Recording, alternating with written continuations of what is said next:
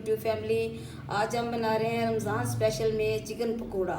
ये इसके लिए मैंने आधा किलो चिकन बोनलेस लिया है और ये इसके ऊपर मैं डाल रही हूँ हरी चटनी है।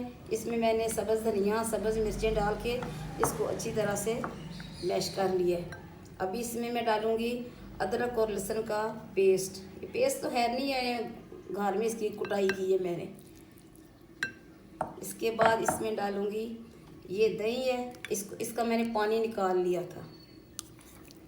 ये 2 चम्मच डालेंगे। ये एक बहुत मज़ेदार और डिफरेंट सी रेसिपी है।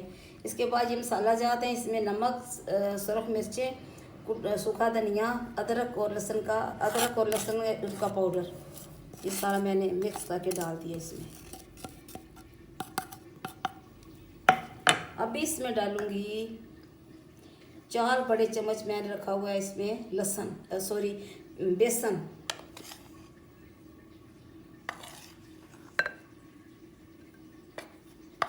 कम हुआ तो और डाल लेंगे। अभी मैंने ये डाल दिया और इसके साथ जो डालने मैंने कॉर्नफ्लावर 2 बड़े चम्मच। चले जी, इसको हम करेंगे अभी मिक्स।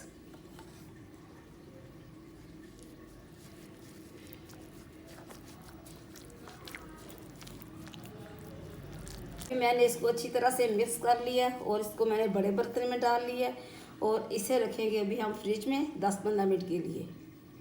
बिस्मिल्लाहिर्रहमानिर्रहीम। अभी मैंने इस मिक्सर को निकाल लिया फ्रीज़र से और अभी हम बनाएंगे इसे अच्छी तरह से। देखिए मसाला इसका रच बस गया। Chicken pakora Ramzan special recipe.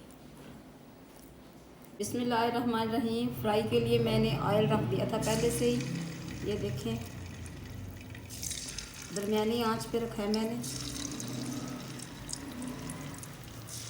इसलिए कि इसमें दही भी डाली है मैंने, तो उसका ज़रा सा ये होता है कि बोटियाँ जल ना जाएँ या इसका जो मसाला है वो जल ना जाए।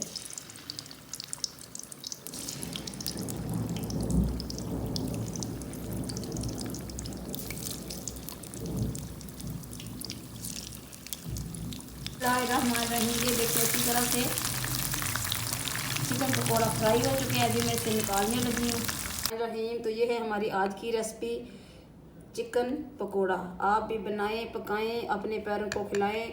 मुझे और मेरे घर वालों को रमज़ान मुबारक की खुसूसी इबादत में ज़रूर याद रखें। अल्लाह हाफिज़।